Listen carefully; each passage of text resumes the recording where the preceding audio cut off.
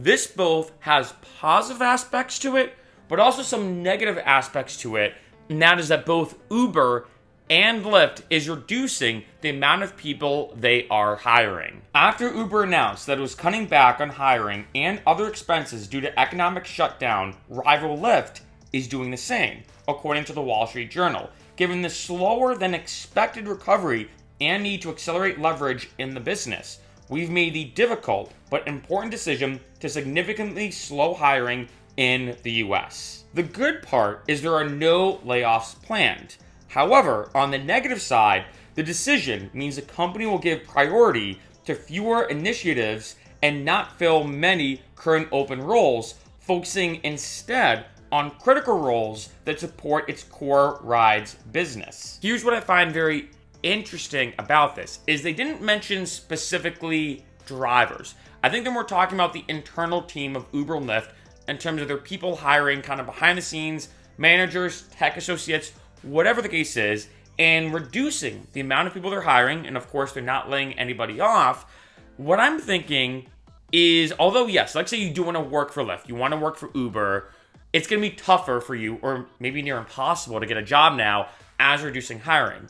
However, trying to look at things on a positive lens, I actually think this could help out a lot of drivers, because if they're reducing costs in terms of hiring new associates for whatever the position is, maybe they can focus a lot more on drivers. I have heard of both Uber and Lyft creating some pretty good bonuses. I mentioned this before that my brother drives for Lyft in Denver, Colorado, and he was mentioning all these different bonuses to me. There were some mornings he wakes up and they say, hey, for every 3 rides you do, we're giving you an extra $17.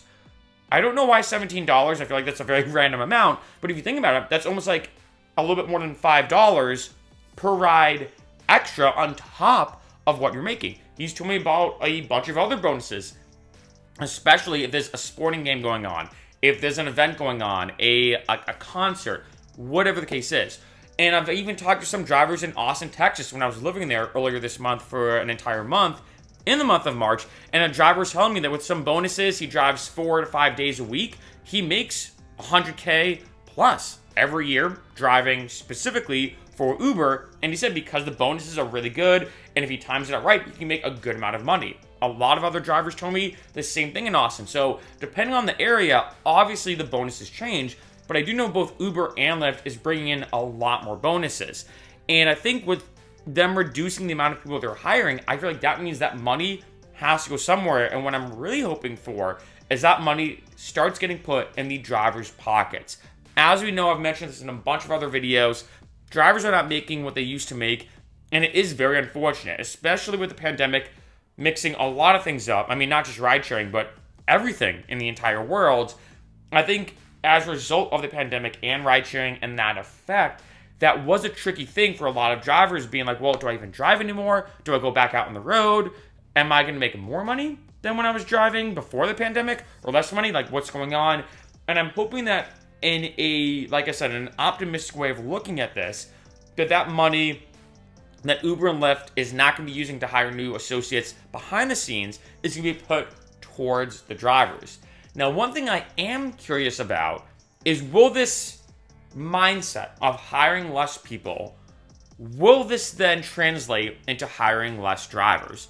Being honest, I don't know, but that could potentially happen. So I will say this, if you are watching this video and you're planning on at some point signing up for Uber and Lyft, I suggest doing so as soon as possible. And remember, you can always sign up and not do your first ride for another 6 months, right? So keep that in mind. Once you're signed up and you're like in the system, so to speak, you've gotten your car inspected, you've submitted your documents, you've done the background check. Once you're in the system, you can not drive for a few months and then start driving. So keep that in mind. I will say that in a good way, that you don't have to feel rushed to get out on the road, so to speak. But that is one thing I'm curious about. And let me know what you think in the comments.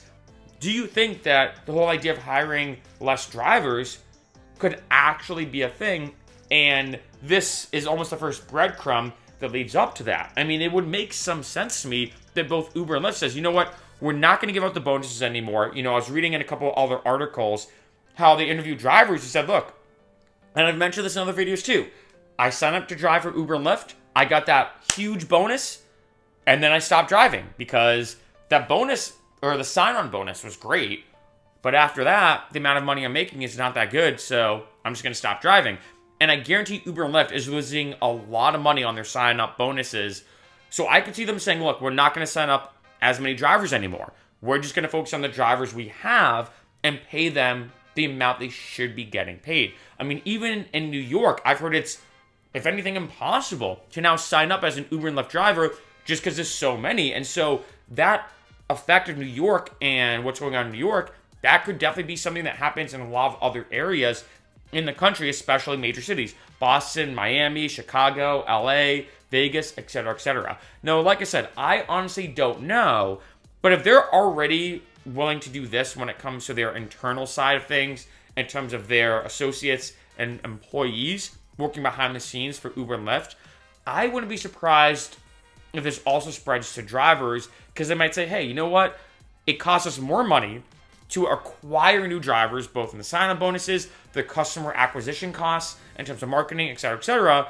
We're just going to roll that back and focus on the drivers we do have. Again, it's tough to see what's going to happen, but I think right now that hopefully the pandemic's kind of over, I think the waters have been a bit more settled since the pandemic, where things are a bit more normalized now. But I think now that the waters are settled, this is now the period of time where Uber and Lyft is trying to figure out, in a way, their sea legs. That's the best analogy, a word, where they're both now trying to figure out how do we get through this, because they're not doing that well financially. You know, they're obviously trying to make a profit. As we all know, Ubers and Lyfts are obviously a lot more expensive than they used to be when it comes to taking them as a passenger and as a rider.